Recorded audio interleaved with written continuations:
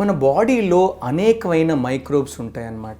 ఇవి మన బాడీలో మనకేంటంటే ఈ క్రిములు మనతో పాటు బతుకుతూ ఉంటాయి. మనతో పాటు మనకి కావాల్సిన కొన్ని న్యూట్రియంట్స్ కూడా ప్రొడ్యూస్ చేస్తూ ఉంటాయి.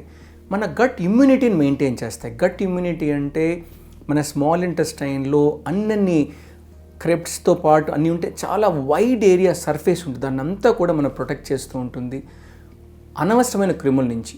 సో ఈ మైక్రోబ్స్ని మనం మెయింటైన్ చేసుకోవడం చాలా చాలా ఇంపార్టెంట్. ఎందుకంటే దాన్ని మనం గట్ ఇమ్యూనిటీ అంటాం.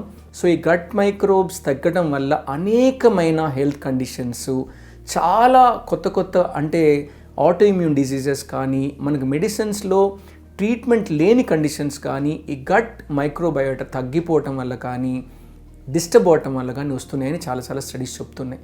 సో దీన్ని మెయింటైన్ చేసుకోవటానికి ఈ గట్ మైక్రోబ్స్కి మంచిది ఏది, చెడు ఏది, అంటే మన డైట్లో ఎక్కువ షుగర్స్ ఉండటం వల్ల మన డైట్ అనేది కిందకి అంటే మన ఇంటెస్టైన్స్కి వెళ్ళేటప్పటికి మైక్రోబ్స్ దగ్గర దానికి ఫుడ్ ఇవ్వదు. కాబట్టి ఈ షుగర్స్ అన్నీ కూడా అధికంగా షుగర్ ఉన్నవి మంచిది కాదు. అంటే మోనోసాకరైడ్స్ దానికి మంచిది కాదు.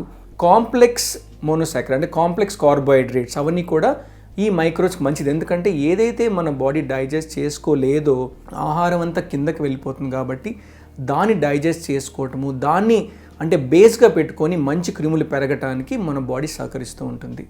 ఇంకొకటి ముఖ్యంగా ఏంటంటే మనం తీసుకునే ఆహారంలో ఫైబర్ ఎక్కువగా ఉండటం వల్ల, ఫైబర్ బాడీలో ఉండటం వల్ల ఈ మైక్రోబ్స్ మల్టిప్లై అవ్వటానికి, ఒకసారి మల్టిప్లై అయిన తర్వాత ఆ లోడ్ని తగ్గించడానికి కూడా ఈ ఫైబర్ తోడ్పడుతుంది. కాబట్టి చాలా వరకు హెల్తీ ఫైబర్ అంటే బ్రోకోలీ, స్పినాచ్ లాంటివి మన డైట్లో యాడ్ చేసుకోవటం వల్ల, తోటకూర లాంటివన్నీ యాడ్ చేసుకోవటం వల్ల మన బాడీలో ఉన్నటువంటి మైక్రోని బ్యాలెన్స్ చేయడానికి ఆస్కారం ఉంటుంది. న్యాచురల్ ప్రోబయాటిక్స్ అంటే ఫర్మెంటెడ్ ఫుడ్స్లో, రెగ్యులర్గా తీసుకునే కర్డ్స్లో ఈ ప్రోబయాటిక్స్ ఉంటాయి. కాబట్టి రెగ్యులర్ సప్లై ఆఫ్ అంటే మన ఈ మైక్రోబ్స్ని మన బాడీలో ఇస్తూ ఉంటాం. కాబట్టి మన బాడీ చాలా హెల్తీగా ఉండటానికి ఆస్కారం ఉంటుంది.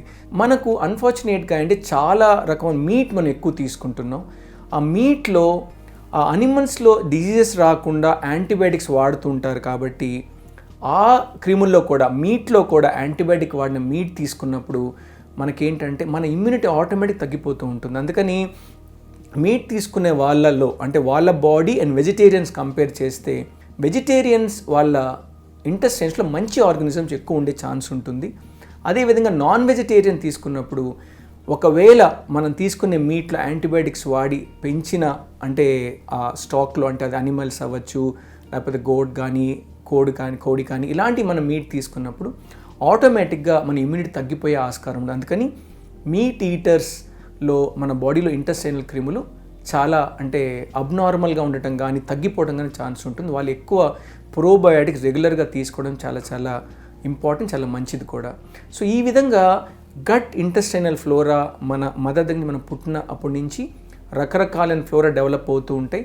దాన్ని ఎఫెక్ట్ చేసుకోకుండా మనం జాగ్రత్త పడాలి.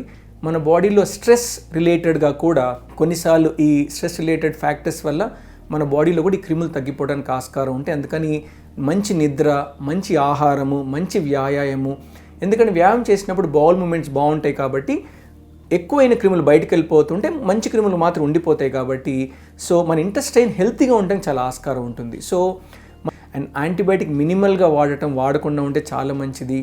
రెగ్యులర్గా మన న్యాచురల్ ప్రోబయాటిక్స్ తీసుకోవటము, అదేవిధంగా యాంటీబయాటిక్ తీసుకున్నప్పుడు కొన్ని రకమైన సప్లిమెంట్స్, కొన్ని రకమైన ప్రోబయాటిక్స్ కూడా యాడ్ చేసుకోవటం వల్ల మన గట్ మైక్రోబ్స్ని హెల్తీగా హ్యాపీగా ఉండటానికి ఆస్కారం ఉంటుంది.